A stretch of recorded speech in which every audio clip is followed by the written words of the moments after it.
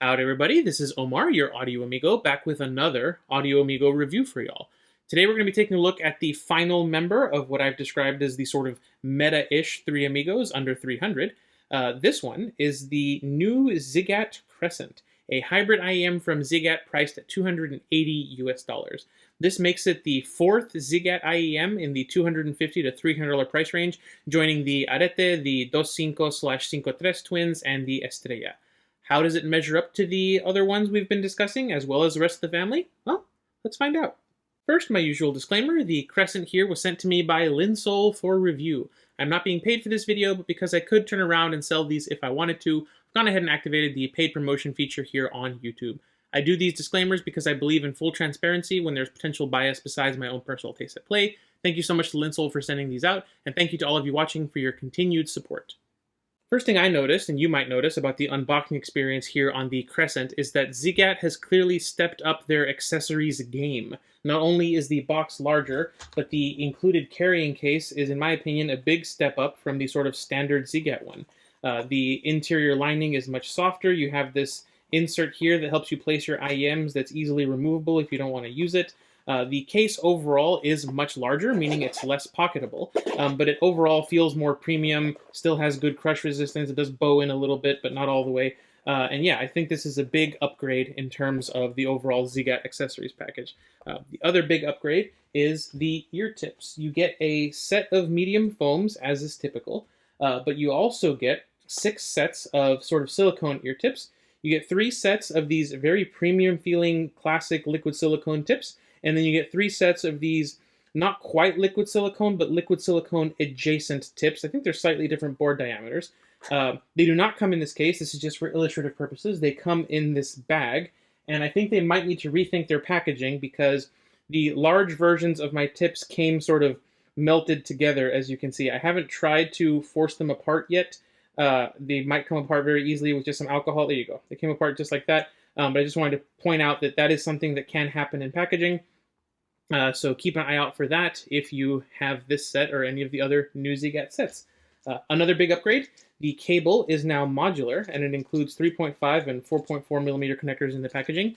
I think all of this put together is awesome. Ziigaat is no longer lagging behind the competition in terms of accessories at this price point. It's something that I criticized them for in my buyer's guide video. Now, compared to other sets at this price range, this accessories package is much closer to the top of the pile than near the bottom where it was before. The new Ziigaat cable here on the Crescent is reminiscent of the old cable, but not only has it been upgraded to be modular, it also has, in my opinion, much better looking hardware. The cable itself is the same sort of 4-wire plastic-coated braid that the old Ziigaat cable has. It doesn't exhibit any microphonics. It behaves decently well. Has a little bit of memory, but nothing that I would say is completely unreasonable. The amp connector here is a little long, but this is using the sort of deeper friction fit connectors, as you can see here, compared to the much smaller screw-secured ones. I don't mind the extra length too much in daily use. I did find that it was a little annoying when you're using a pocketable player and it's sort of sitting in your pocket. It's a bit longer than I would like for that sort of use. The screw connector ones would have been a bit shorter, and it's fine. Overall, I don't mind it. Ziigaat branding there with easy index marks for swapping the connectors, nice and easy. The Y-split is featureless and unbranded, but matches the sort of industrial design of the rest of the connectors. Annoyingly, the chin slider, they tried to make it fit flush by sort of hollowing out the bottom here, and it does sit flush if you sort of force it, but it pops off almost immediately just because that's the way these 2-hole designs work. That 2-hole design, however, does mean that it grips onto the cables fairly easily and stays put where you put it, so it functions quite well as a chin slider. The ear hooks are comfortable, no real complaints in terms of comfort, and the hardware, as you can see, matches everything else quite nicely. I do wish the stereo indicator was a bit more prominent than just a dot on the plastic connector there. It just makes it a little difficult to see when it's just that tiny dot and there's literally no lettering or anything else on the connectors there. You also will have noticed that these are recessed connectors and non-recessed IEMs, which I'm done talking on my soapbox about. Cable overall, honestly, is an upgrade over the rest of the Ziigaat IEMs. The hardware feels great in the hands, and crucially, it feels like it belongs on an IEM at this price range. As far as the construction and build quality here go, this is basically classic Ziigaat. You got full resin shells and resin faceplates with the metal nozzle glued onto the bottom here. That nozzle, as usual, features a metal mesh to protect from debris or moisture. When it comes to ventilation, as you can see, the Crescent adopts the classic Ziigaat single big vent on the back of the shells approach. I am sad, however, to report that, like on some other Ziigaat IEMs, driver flex is a regular occurrence with this unit for me. My guess is that the horizontally opposed drivers that are sitting back here aren't vented too well on the back here. But overall, you know, the build quality is essentially identical to both the more expensive and more affordable Ziigaats, so it should be decently durable. None of the ones I've had have fallen apart. Just watch out for the nozzles coming unglued or cracks in the resin, as you would for any other IEM built in this way. We'll go ahead and pull up the specifications for the Crescent here.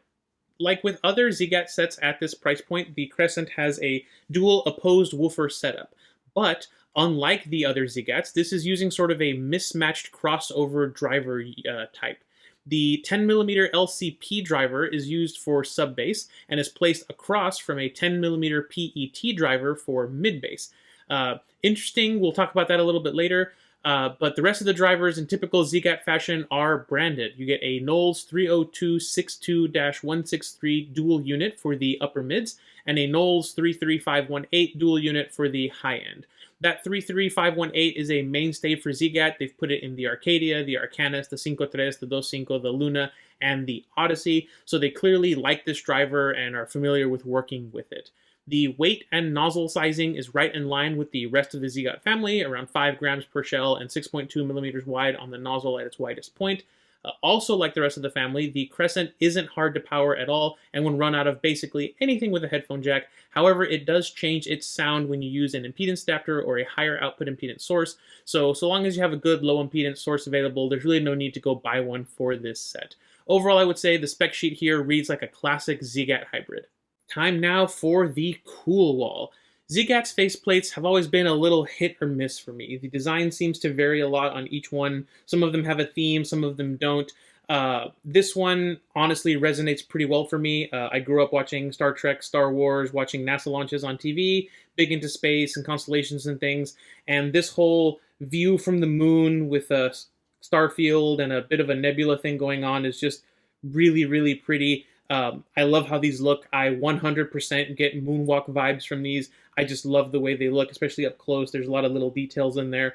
I'm going to give these sub-0. That being said, however, I 100% understand if you look at these and you just don't vibe with them, if you don't get what they're sort of going for. I can 100% see how you wouldn't like these. These Ziigaat designs are pretty hit or miss, and they vary from person to person. Speaking of person to person, while I know some of the ladies on the council are also into space and Star Trek, let's see how that will affect their scores, if at all. It looks overall like a positive leaning split. We've got 3 pretties, a meh, and a not pretty from lady number 4. Those votes hold in terms of compliments and comments, so overall I'll say, 3 to 2, 3 to 1 to 1. I'd say it's a generally positive leaning opinion for the Crescent here. Let's go ahead and take a peek at their thoughts. Ladies 1 and 5 clearly picked up on the space motif that's going on here. Lady number 3 missed out on it, but I would say that the rest of the comments are a little bit more mixed. Lady number 4 did not like these at all, but lady number 2 thought they looked nice and comfortable. I would say overall average leaning positive results for a Ziigaat IEM in terms of reception from the ladies. Clearly not their favorite, but not their least favorite either. Being another variant of this very classic sort of Ziigaat shell design, the comfort on the Crescent is honestly very similar to the rest of the Ziigaat sets with this design. There's no real comfort wing or valleys or bulges here. There's a little bit of a contour there, but overall it's just shaped the same as the rest of them. It's just a slightly larger standard IEM shape. Outside of that annoying driver flex issue that I kept getting with these, I quite enjoyed the fit on these. I was able to wear them comfortably for long periods of time with zero comfort issues. They took my ear tips, nice solid seal, zero problems. That of course goes for all the Ziigaat sets I have tried. I don't tend to have issues with any of them. My wife, however, does have plenty of issues with Ziigaat IEMs, and she failed every single one over $100, and the Crescent gets added to that collection. These scored bad on the tiny ear test. While these do take her ear tips and she can form a seal, it just doesn't last long enough to be meaningful. It fails extremely quickly. These shells are just too large to stay in her ears for long enough to enjoy even a single song. It's the typical result for a Ziigaat set with sort of this construction, and yeah, this just need to make some smaller ones, guys. But let's jump into how the Crescent here sounds, starting off with the bass. Those dual isobarics from Ziigaat have always had fantastic bass texture, and in my opinion, the Crescent continues the trend here. Muska's Euphoria has that great bouncy, energetic tonality that I think suits the track rather well. It's got those big, deep bass drops with good rumble, and the higher frequency drops have really nice punchiness and dynamism to them. Good replay overall. The bass guitar and large drums further up in the range sound really satisfying here. Earth, Wind & Fire's Let's Groove has that big bass drum thump, and it really feels like it punches good with the Crescent here. It makes the presence of that drum felt over the entire track, and even when things get busier, it doesn't lose any of its authority. The bass quantity and quality are pretty good here, but I feel that compared to some of its other sort of siblings, as well as some of the other horizontally opposed dynamic driver sets that I have heard, it's maybe a step behind in terms of quality and texture. It might be because the DDs here are doing different things, you know, they're crossed over and mismatched rather than twinned like in the rest of them, but that's just a theory and I have no evidence to back that up. I do think that the 2.5/5.3 and the other, you know, isobaric DDs of this horizontally opposed style have overall better bass quality and texture than this, but again, it could just be my ears, brain, placebo thinking that rather than an actual thing caused by this driver configuration. Despite the very energetic bass, the mid-range on the Crescent I think is very well realized. The bass doesn't really impact the tonality here in a negative way, it just adds a little bit of warmth and a touch of richness to the lower mid-range. OXT's Hollow Hunger sounded really nice on this set. The twin guitars, the acoustic and the electronic drums, the castanets, the clapping, the acoustic bass, they were all very clear, very well separated. The whole song had a nice presence and weight to it. It just felt right. I would say overall the lower mids here are right in my strike zone. They're not warmed over, they're not lean or thin, they're just a little bit on the warm side to where it adds some good body to the track, just very well done overall. Female vocals on the Crescent are natural in that they're not overly forward or spotlit, but they also aren't super recessed either. They just aren't the focus of the tuning. Gloria's voice and her backing vocals in the classic conga doesn't come across as domineering or like the vocals are being spotlit or pushed forward compared to Miami Sound Machine playing behind her. Her voice isn't husked over by the bass, it isn't nasaled or shrilled up by the upper mids. It just sounds vaguely normal. That might not be to your taste, you might want a bit more energy here, but the mid-range overall I think is very well done, just smooth, rich, and not really tonally compromised in any negative way. I already mentioned the upper mids, but they're controlled enough that female vocals don't come across as shouty or nasal or thin, but they also don't feel like they're so muted that the vocals come across as hollow or lacking in body. Madonna in Material Girl didn't come across as fatiguing or overexcited or overcooked or piercing with her harmonics. She has some very excitable vocal moments and some sustained notes that really throw off some harmonics here. They felt just good overall. They had a little bit of sizzle and flavor that they added to the vocals. They didn't absolutely dominate the presentation or cause me any, need to reach for the volume knob. Real quick, I'm going to go ahead and bridge this song into the next section. The electronic percussion and the sort of whistling that happens here is very excitable here on the Crescent. The treble is sparkly, but not to the point where it gets fatiguing or spicy or sharp. Those bells and ringing from Material Girl can be super energetic, and for some folks it might be a little bit fatiguing with how much energy they have on this track, on this set. Overall though, I found the treble quite palatable for me. I didn't find it fatiguing. The hi-hats, cymbals, and piano notes and sort of the ending bridge for Sweet Home Alabama have this really nice airiness and shimmeriness to them. The wash and sustain on the cymbals feels very natural. They don't become overwhelming. They just sound overall quite nice and clean. I would say that the upper mids are controlled but not subdued, while the treble is energetic and sparkly but overall smooth. As I mentioned earlier, the horizontally opposed DD setup here does well, but not quite at the level of the other setups of this type that I have heard. For example, the string buzz and the gentle muting of the strings that Dave Holland does in the Oracle are all there on this set. They're all rendered rather well. They just don't have the same forwardness or articulation that I get from other sets with this DD setup that maybe do it slightly differently.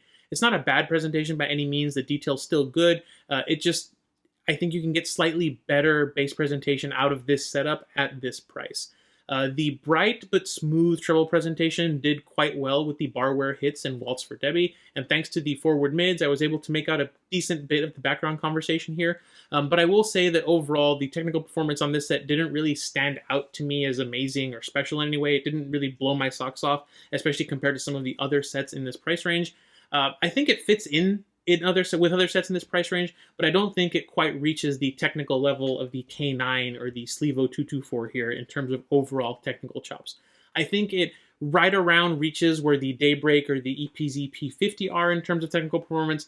But again, I'm not saying that that's a bad set here in terms of technical performance. It's just that the P50 and the Daybreak are amazing for the money, and the K9 and the 224 are also above average for this price range. Stereo separation and perceived 3D soundstage here on the Crescent is pretty good. The stereo mix of Lana Raine's Pig Step lives up to its name. It's a stereo mix. You've got static noises, you've got the rain sticks, the sound effects that sort of go from ear to ear and shimmer in the field. They're all very well separated. It makes the track feel nice and wide. It all sounds nice and clear. The Crescent here doesn't crush them down into the center image or impact the width of the track at all in a negative way. It does pretty well with spatial information overall. In terms of perceived 3D soundstage, Hololive Idol Project's Suspect has sort of all three vocalists well separated in the mix. The imaging lets you pick up where each one is, but they're not clearly sort of left, right, and center. They're more sort of in intermediate dimensions, and a lot of the instruments like the piano, the clarinet, the saxophone, they all live in sort of these weird areas that aren't strictly left, right, and center. And I think that the Crescent has solid enough imaging that you can tell where everything is in space very well. While the Crescent doesn't have the same sort of depth or height to the stage some of the other sets at this price range does, I would say it's on par with other sets at this price point, and it's about average for IEMs in that level. Before we jump into the comparisons, let's take a quick look at how the higher output impedance or impedance adapters will affect this set. As you can see from the graph, the Crescent essentially becomes more V-shaped with higher output impedance. The bass increases, the mids recede a little bit, and the upper mids and trebles see a general increase. Personally, I don't prefer this sound. While the extra bass is nice, I think that pulling the mids back is contrary to the tuning goals of this set. And while I personally might slap an impedance adapter on here for the odd bassy track or two, this would not be my preferred daily driver tuning. The Ziigaat Crescent then, it's rocking a very familiar tuning. It's another meta-ish sound signature, very reminiscent actually of the Mega 5 EST and a lot of the other sets with that tuning that have been sort of trickling down into the more affordable price brackets. I wanted to talk real quick about how the Crescent stacks up to some of the rest of the Ziigaat family. I have several of them out for tour right now, but we'll discuss the Odyssey in just a second. But the Crescent here is much more studio Ziigaat coded than fun Ziigaat, if you will. I mentioned this earlier, but the 2.5 and the 5.3 have better overall bass texture and quality than this does, in addition to having more bass quantity. Estrella as well wins in terms of overall bass quality. This just doesn't seem to measure up to those. As far as the Arete and its more clean, vocal forward, soundstagey thing goes, that's more unique than this. You consider the Crescent here as a bassier, more mid-centric version of the Arete.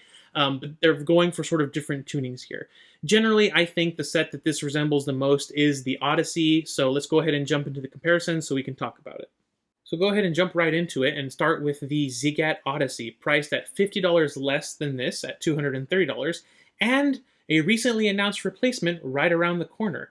My personal Odyssey is out on loan, so these comparisons are going to be based on my detailed listening notes where I listened to the same tracks at the same volume and took notes, as well as some graph sniffing. Just know this isn't based on A/B listening like the rest of these comparisons will be. I'm going to be using my favorite Ziigaat set, the 2.5, to fill in for the Odyssey for now. The main differences here are the treble and the lower mids. Outside of that, these sets are actually pretty similar overall in sort of a general way. Female vocals, I did think, were more forward here compared to the Odyssey, where they can be a little bit more recessed. The treble extension, I feel, is also much nicer here on the Crescent. There's just a little bit of extra airiness on things here. If you perceive detail in the upper treble, this will come across as the more technical set to you. Accessories are easily better across the board here on the Crescent than on any of the other Ziigaat sets, at least the older ones. So I would say if you can afford the extra $50, the Crescent is a slightly more dynamic sounding version of the Odyssey. Unless you dislike female vocals or you are specifically looking for a more neutral sound signature, both of which the Odyssey will provide you, I think that the Crescent is just the better set for $50 more. However, as I mentioned, the Odyssey is about to be replaced by the Odyssey 2, so this comparison might not be too valid for too much longer, but I wanted to make sure I at least addressed it here. Speaking of the Odyssey 2, the guy who's responsible for helping tune it is also responsible for our next contender, that being the Crinear Daybreak, priced $100 less at around $170 US. Let me say right off the bat, for those of you wondering, in terms of pure detail retrieval and overall resolution, I think that the Daybreak here matches or exceeds the Crescent in terms of pure technical performance. The Crescent does have better bass texture and impact, but the Daybreak is just more natural with female vocals, and I found that the treble here, while just as detailed, carried a smoother, more natural, slightly safer tonality while still being every bit as sparkly and detailed. The Daybreak is a little less overall dynamic sounding than the Crescent. Crescent has that extra bass, the extra treble makes it more contrasty sounding, but at $100 less, I think that the Daybreak can make an interesting budget alternative if you're not super concerned with the bass presentation and you want this sort of meta-ish sound signature. But let's move on to the two sets that I think are the biggest real competition for the Crescent, starting off with the Myer Audio SLIIVO SL224, priced also at $208, just like the Crescent. These sets honestly take sort of opposite approaches to the sort of new meta-ish / JM1 tuning. The SL224 is going for a clean, sort of tonally correct, clear, revealing sound with lots of technical performance, while the Crescent is going for a warmer, more relaxed, less technical approach. The Crescent absolutely has the better low-end performance. Not only does it have more bass impact than the 224, but it has better bass texture than the 224. The mids are also a little bit more forward here than on the 224, but female vocals are sort of the opposite. They're just more forward, more nuanced, more stylized, more dynamic here on the 224 than on the Crescent, where they're a bit more subdued. Treble overall, in terms of energy, sounds similar to me. I think I do prefer the tonality slightly of the microplanars here on the 224 over the balanced armatures here on the Crescent. That said, I'm sure there's people that are going to think the exact opposite. And choosing between these two is not going to be about how the tonality is in the treble. It's going to be down to if you like bass and how much you value technical performance. If you love bass and you don't care too much about overall technicalities, just want something easy to listen to, Crescent's going to be your choice. If, on the other hand, you want something more revealing, more clinical, more technical, and more tonally neutral, then the 224 is going to be your choice. Well, we've seen two of the three Amigos, so let's bring in the third and final, that being the EPZ K9, priced at $280 US, at least in most places in the world. Here it's closer to like $370, $380 because of, crazy global varying price conditions. You can see I swapped the cable for the stock cable from the P50 because I just didn't get along with the cloth cable that this comes with. The K9 here, in terms of bass, roughly splits the difference between the lean 224 and the punchy, excitable Crescent here. It has more presence and texture than the 224, but it doesn't quite measure up to the Crescent. The K9's vocal presentation reminds me a lot of the 224, but with even more sort of harmonic sparkle. Its lower treble presentation is generally more excitable, more shimmery compared to either of these two. It's sort of what this has that's a bit special about it. It's a more contrasty, excitable sound, I think, than either of these two. Makes it sound a bit more V-shaped in some tracks compared to the other two. Technical performance, as I said, is right in line with the 224, meaning it's better than the Crescent by extension. I think it's the third choice here. The Crescent will be your pick if you want a more relaxing, warm-sounding set. It's also safer in the lower treble than the K9. But the K9 and its very excitable treble and slightly more impactful bass, at least compared to the 224, can make it a choice if you love cymbals and sort of their harmonics and the shimmer that they provide, but you don't want the more subdued lower mids of the 224, and you think that the bass on the Crescent is maybe a little bit overhyped. Let's go ahead and start our wrap-up with the Odyssey. It's a more neutral, less vocal forward, less airy version of the Crescent with less bass texture for $50 less. I kind of feel bad doing this comparison with the Odyssey 2 right around the corner, but if you have the extra $50 today, I would still steer you towards the Crescent as opposed to the Odyssey. As far as the Daybreak goes, I think it's just as detailed and just as technical as the Crescent here, but the bass texture and quality just isn't as good as on the Crescent. The accessories package also isn't as comprehensive as it is here on the Crescent, but Daybreak is $100 less. So if you like the overall vibe of the Crescent and are okay trading in some bass texture and quality for a discount on price and, in my opinion, slightly better technical performance, it's a viable alternative. Finally, we come to the Tres Amigos here. I'm going to call them the Clean, the Warm, and the Excitable. And I think those names are pretty fitting for how they sound to me, sort of ABC listening to them. The 224 is the most neutral of the bunch. It's got forward vocals and fantastic technical performance. It is just clean sounding.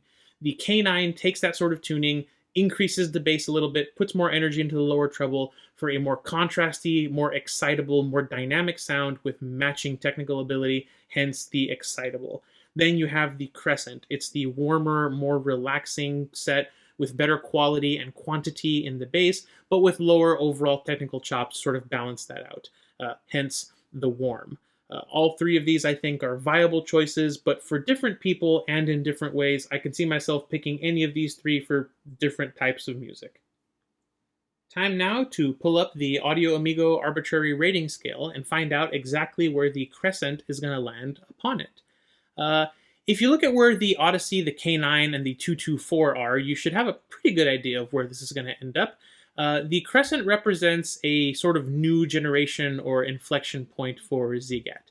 I know there are a lot of people who complain about the frequency with which Ziigaat releases new sets.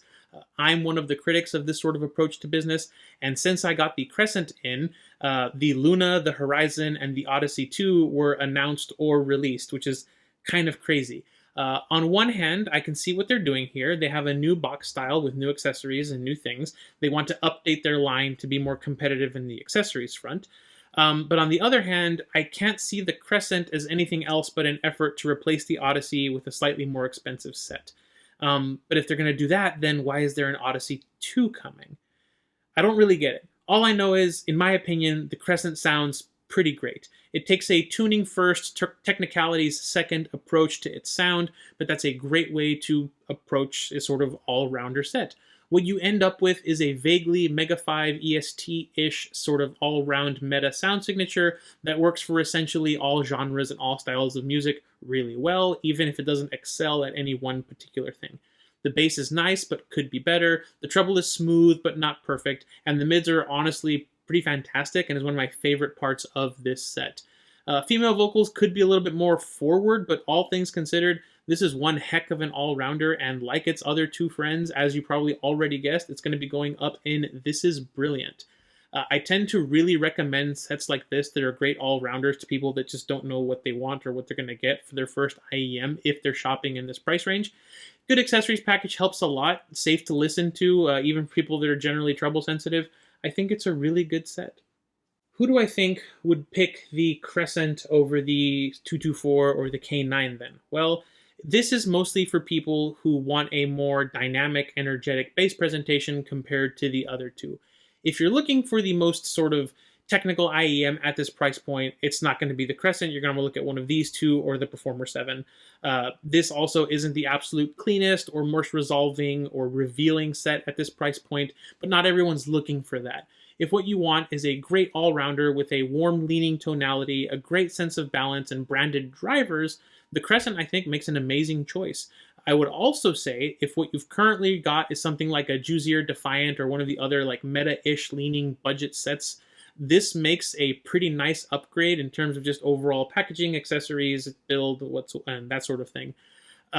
It might not be my favorite Ziigaat set. The Dos Cinco still takes that crown. I just think it's more my style.